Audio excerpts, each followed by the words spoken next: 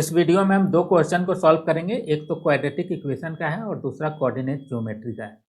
तो quadratic equation में ये आपके पास इक्वेशन है जिसमें से ये 3 इसको कट कर देगा 2 बार में। तो क्या इक्वेशन निकल रहा है, x square equal to 2x। अब हम क्या करें, x square minus 2x, x को इस साइड शिफ्ट करते हैं इक्वल टू 0, एक्स कॉमन ले लिए, x minus 2 is equal to 0।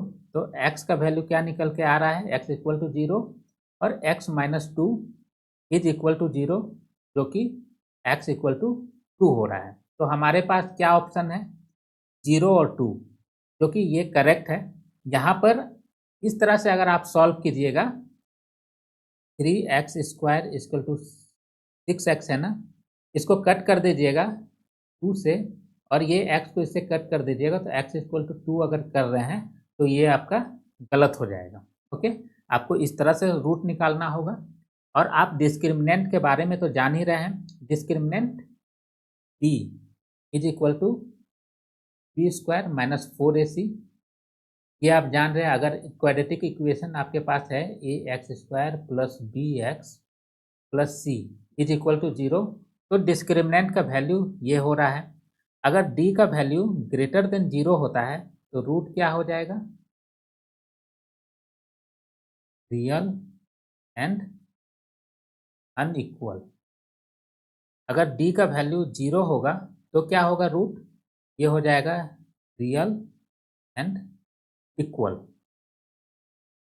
वहीं d का वैल्यू अगर लेस देन 0 होगा तो ये क्या होगा, नो रियल रूट। ये आपका इमेजिनरी सॉल्यूशन होने वाला है। तो यहाँ पर हम d निकाल करके देखते हैं d क्या आने वाला है।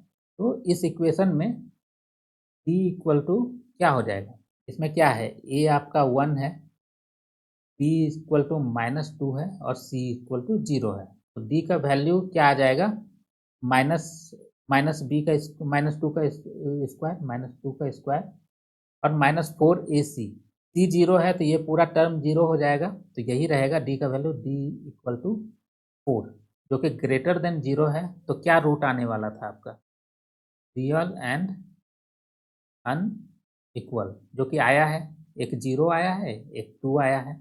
ओके, अगला क्वेश्चन देखते हैं। इस क्वेश्चन में आपको एक सर्किल दिया गया है जिसका 2 पॉइंट दिया गया है, एक सेंटर पे दिया गया है -4 and 3, एक सरकमफ्रेंस पे दिया गया है -2.4 and 1.8। तो हमें क्या, इसका रेडियस निकालना है। अब ये जो 2 पॉइंट को अगर हम मैच कराएं तो यही आपका रेडियस है। इस रेडियस का जो डिस्टेंस है वो हम कैसे निकालेंगे, 2 पॉइंट दिया है तो डिस्टेंस फॉर्मूला अगर लगा दें तो निकल जाएगा वैल्यू।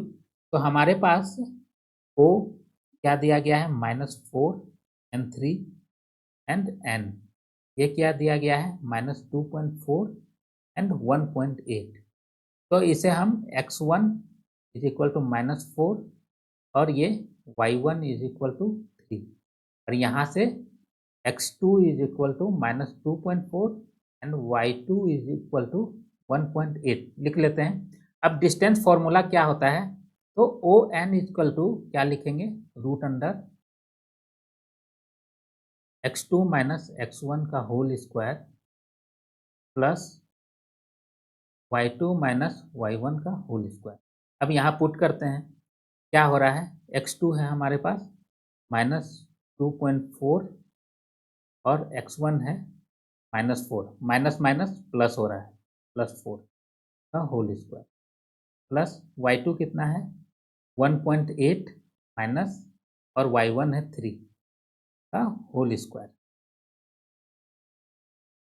अब इसे सॉल्व करते हैं, क्या हो जाएगा, ये हो जाएगा आपका 4.0, 2.4 माइनस कर रहे हैं, 10 माइनस 4 आपका 6 हो जाएगा, 3 में से 2 तो 1.6। ओके, तो यहाँ पे कितना हो रहा है, 1.6 का होल स्क्वायर प्लस, अब यहाँ पे 3.0 और 1.8, इसे माइनस करते हैं तो 10 में से 8 गया 2, 2 में से 1 गया 1। ओके, ये तो 1.2 का होल स्क्वायर।